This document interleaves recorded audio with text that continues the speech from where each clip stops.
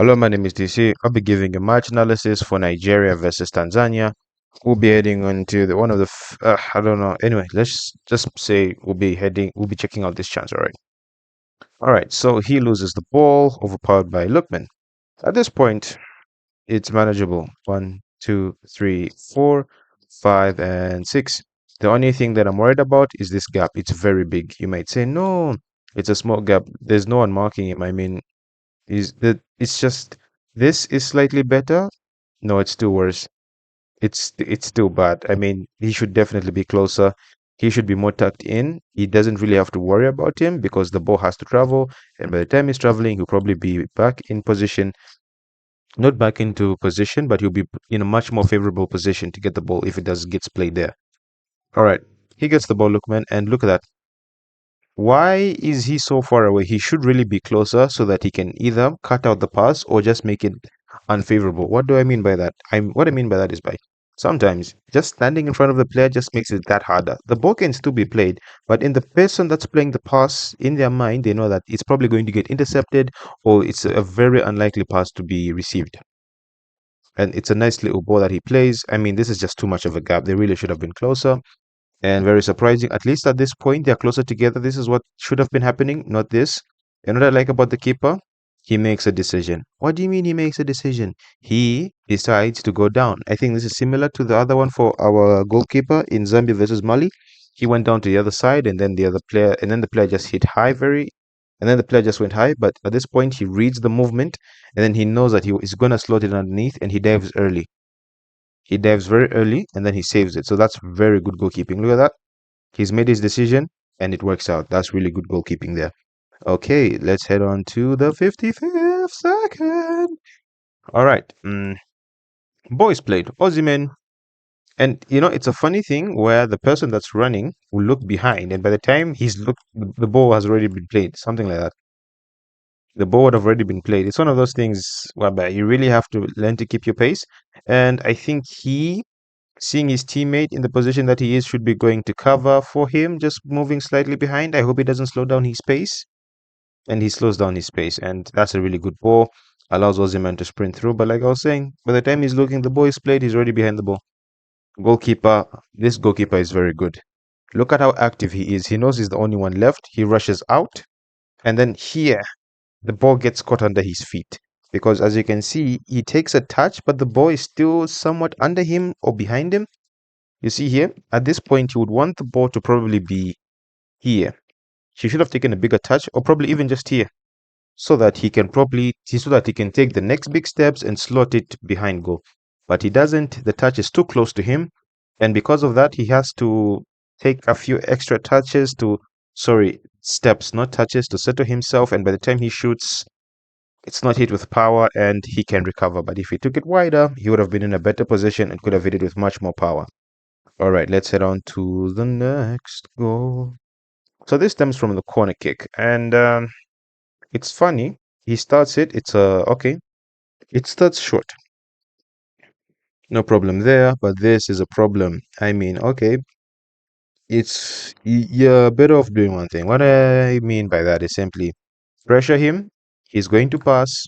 You cover that run and hope that your teammate comes to cover you, so that in case he starts running, he will be there. In case he runs there, he will be able to cover for you and help you out. What you don't do is you stand. You stand, you give him all the time in the world, and then what he does is that your teammate, he, I mean, the best thing to do would just pressure one and then let your teammate deal with it rather than you're marking from a distance. You rush, then you stop, and then look at this. They're just letting them play through them. I mean, force them, don't give them the time and space. So what you've done is one person would have gone, pressured him, and then make a curved run so they block out that passing angle. His teammate comes and covers that too, and then force him to do that rather than give them the time and space to do that. And there probably should have been another person nearby to deal with this because there's not much he's really doing here. If he was on the post and he came out, I can understand, but he's not really marking anyone. And as you can see, there's this large melee happening here. That's one, two, three, four, five Nigerian players. One, two, three, four, five, six Tanzanian players. So they really should be able to deal with this. So now Iwobi has the ball. No, no, no, no, no, no, no. For me, he had way too much time. I know he's alone, but he had way too much time. Do you know why he had way too much time? Look at how he runs. Sorry, let me just do this. Look at how he will run to that ball.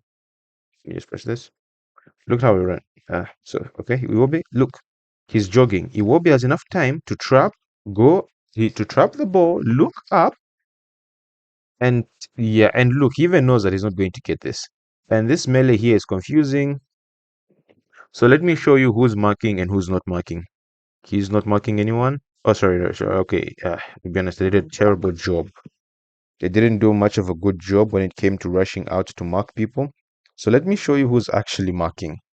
He is not marking anyone. He's focused on the ball and he's not aware of anyone that's behind him. Same thing with him. Focused on the ball, not anyone behind him. Same thing with him. He's in front of him, so if the player is in front of you, it's most likely that he's going to get to the ball first. So he's also not marking anyone. He might actually be marking someone, but he's too focused on the ball. And let's let this play. By the time the ball comes in, he's all alone, unmarked, and simple header. He really should not have been given all that time and space. You don't do that. You don't do that. Let's look at the header. I mean, he is completely unmarked. No one jumps with him. I know he's strong, but I mean, look at this. No one is with him. Even if how big or strong they may be, just jump with someone. Or you could do the thing where you jump into someone. You jump and take your momentum towards the player's body because it just sets them off just that slight bit. Could be the difference between a goal and not a goal. To be honest, nothing much the goalkeeper could do. All right, let's see what happens here. I don't know if this was a set piece. I don't know what's happening here. It just starts from here. All right, so they're probably doing the right thing. They're pushing up the Nigerian players. They probably want to play everyone or they want to play as many people as they can offside, but he's playing a majority of people onside. He should really be rushing further. And let's look at this. All right, so he's going to pressure the ball. No, he stops. He should have continued running. Do you know why he should have continued running? All right, so he's pressuring. He does very well. Now, here is what frustrates me. Just continue pressuring the ball because he would be forced to move forward. It's either you get it or he moves forward. If he moves forward, he'll probably go here. And I think he's a right-footed player, so he'd probably want the right-footed player being forced to take a cross on his left. Anyway, you wouldn't want anyone in actual reality taking crosses, but that's the worst case in the best case scenario. The worst thing to happen, a cross being taken, best case, the person taking the cross is on their weaker foot. Look at that. He definitely could have gotten that. He gives him the time to turn around and pass it to him. As this boy is played, he is so unmarked. No one is marking him. These two are playing him onside. So look at this. He's done the right thing. He's on the line. He's on the line. He's on the line. He's on the line. These two are not in sync with the teammates. It's either the four that are on the line are wrong or the two that are playing everyone on side are right. And I think we can guess these two should have definitely pushed up higher. So now, because here's the thing, look at where he's standing. And then this is even before the boys played. So he would have been called off offside if these two actually pushed forward, but they haven't. So they practically allow this to happen. He should have put more pressure, and I know there are a lot more players, but a bit more pressure, please. By pressure, I mean he should have been put in more pressure so that he doesn't easily turn around and make that pass. But otherwise, this has happened. Cross is being played in. Also, very high line. And even then, as the cross comes in, these two are the deepest players. And then this is a lovely finish. Look at how simple that is. Not how simple it is. Look at how simple he makes it look. Because this is a very difficult. Look at that. Whew. It's one more time. We're going to look at that one more time from this angle at least. So simple. So he makes it look so simple. When in reality it isn't. The two players that were onside, that were trying to play people offside, they're calling for it. These two that didn't even bother, they know it's their fault. They know. Hopefully we get to see the goal from another angle. Because this is a really good goal. It's a really good goal. Look at that. Boom. And I think he hits it into the... Does he hit it into the ground? No, he hits it so perfectly. Gets over the keeper's leg and into the goal. goal, into the goal, into the goal, into the goal, into the goal. All right, so Lookman has the ball here. He does a nice skill, and now this is the problem. So if someone does this, okay, Ozyman here is also playing a factor because he knows if he pushes up, that ball is going to be played. But to be honest, you probably want this to happen. What you don't want is the straight route to go. So let's say, for example, this is the middle of the go. This is the middle of the pitch, right? Yeah. This is not accurate just for the sake of demonstration. If you would rather, if, okay, let's say, for example, goalpost, right? You would rather give the chance to someone that's here because that's an extra play that has to be made. The player could miscontrol the pass could be bad, they could, it's a much more difficult angle. What you don't want is a straight route to go. This should never ever be something that's, that's not something that you'd want.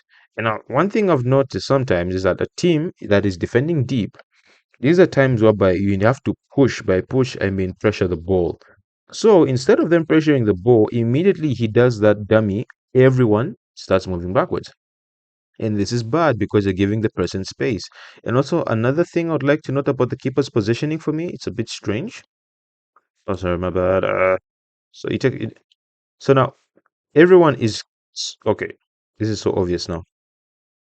Let's pay attention to everyone, right? All right, so you've seen where he is in relation to the halfway line, just a few. The difference will be visible, trust me. Difference will definitely be visible. If anyone is to push out, he should push out. He should immediately be rushing to cover this space because if he goes there, he could push wider and then give him the chance to try and block this out. Look at this. Boom. So now they are further, and he's gone further away. So my question is, why is he going further away? He should have pressured that because he's in the perfect position. Because there's no Nigerian player in between them. He has someone else behind him and then another person behind him. So he was in the perfect position. Him, yes. No, let's not give him an X because he didn't defend properly. He was in the perfect position to pressure because he's in the best position. This man I can understand because he's trying to also anticipate the pass, but for him, he was in the best position. He doesn't. And then the goalkeeper, for me, he's way too close to the other post. I don't think he's actually central because by the time the ball is hit, look at where it's hit. It's a good strike, lovely strike. But you see, the goalkeeper rolled over, and it looks like this is when he's at the center of the pitch. Why is he so close there? I think the goalkeeper might have lost his bearings because I know it's not as obvious, but let's just do this and then we do bum, bum. So he's about there. He should really be on. He should have been more at the middle of the goal because you can tell he's on one side. Maybe we'll see a different angle, but this is a good. It's a really good goal. We'll not take that away from Lookman. We will not. I mean, it's like he was anticipating Lookman to score at the near post. Maybe there's a different angle. I think this is actually might be one of the best angle. Yeah, I mean, for me, the goalkeeper's positioning is a bit questionable. Otherwise, that's been a match analysis for Nigeria versus Tanzania. Nigeria, they've got their win. Hopefully, Osimhen scores in the next one, and I will see you in the next match analysis. Goodbye.